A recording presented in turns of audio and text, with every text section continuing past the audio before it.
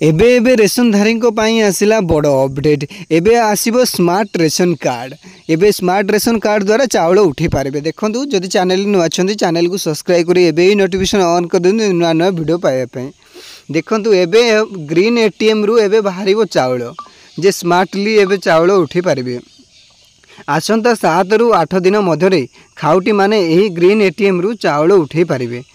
राज्य में खाद्य जोगाण और खाउटी कल्याण मंत्री कृष्णचंद्र पात्र यही सूचना देइछन्ति जे आपण माने समस्ते स्मार्ट कार्ड रे चाउल उठे पारिबे।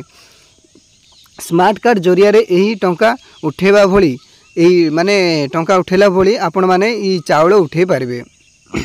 देखंतु एबे तो माने सब किछि 5T हेगला एले रेशन कार्ड भी मध्य एडे स्मार्ट कार्ड कर देले। माने खूब शीघ्र माने एते बड़ खुशी खबर। एबे चाउल सबू माने उठे पारबे एटीएम रु। प्रति जिले रे एटीएम रहिबो। एटीएम द्वारा एबे चाउल उठे पारबे। रेशन कार्ड धारी यह गोटे बड़ सूचना।